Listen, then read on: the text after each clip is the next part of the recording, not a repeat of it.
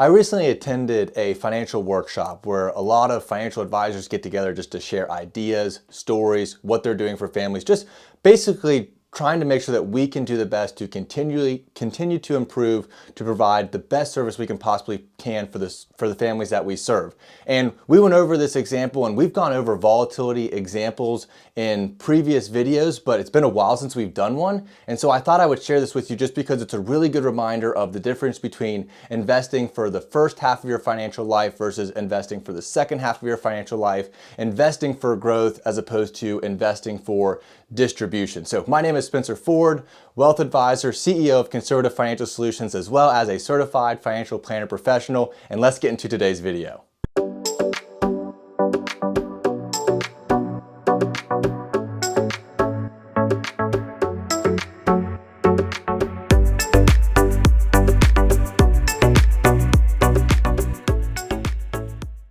All right, so no trick questions here, all right, whatsoever. Let's say that you started with $1 million. You had $1 million in your retirement accounts that you had available to invest. And again, like I said, no trick questions here. And let's say the only information you had is you had one portfolio that you knew was averaging 9.13%, and the other portfolio was averaging 6.91%.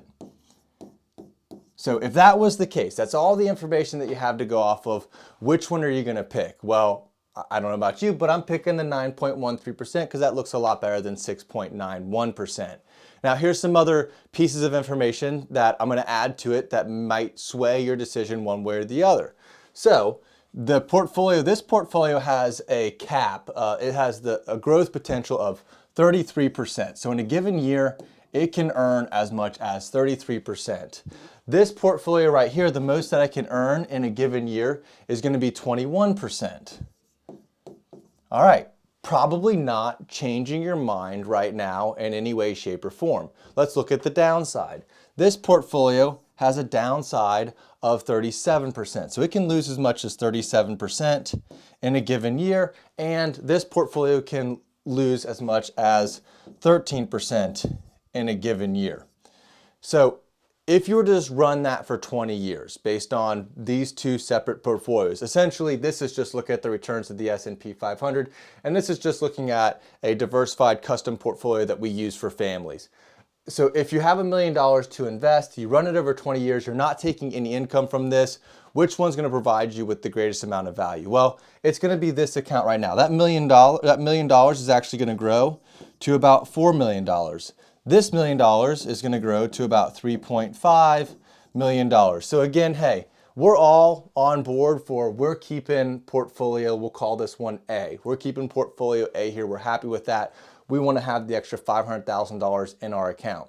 But as I mentioned really in the introduction, there's a difference between investing for the first half of your financial life, which is the accumulation phase, then the second half of your financial life, which is the distribution phase. In the first half, you're putting money in, you have time on your side, you can ride the waves. You're happy when there's a 33% year. You're not happy when there's a negative 37% year, but typically you still have a paycheck coming in. You can afford to have the time to let it recover. But when you're in the second half of your financial life, you don't have that time to allow it to recover. And if you're taking income, that can really cause some serious consequences. So let's look at it. On $1 million portfolio, let's say you were taking a 4% distribution rate. So you're taking $40,000 from that portfolio to start with. But we have to take into consideration our little friend,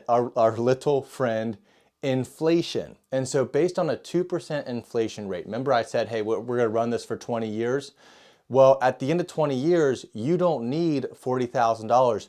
You need $78,000 based on 2% inflation over that 20-year period.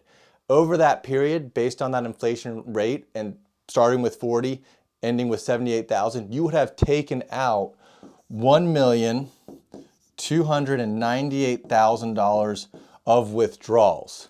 What would you have left over? Well, in portfolio A, you'd have right around $252,000 left over. Not very comforting if you have to take out $78,000 plus inflation a year. How many years realistically do you have left in that scenario? With portfolio B, because we were able to take some of the volatility out of the equation, we were able to lessen this downside right here. Well, now this portfolio has $1,049,000 still left in it. So essentially, you basically have the same as what you started with. And the point that I'm really trying to drive home is, if you're in the accumulation phase and you don't have to take income, this is the path that you want to be on. But if you're in the distribution phase and you are taking income, the game just got a lot more complicated, and you have to pay attention to volatility and what the ups are versus what the downs are, what type of risk that you're taking inside of your portfolio. So just a real quick example that we went over, just to drive home the point that you need to pay attention to where you are in life and what you're asking of your portfolio. Again, my name is Spencer Ford. Hopefully you found this video helpful. If you did, please hit subscribe, and we'll see you in the next one.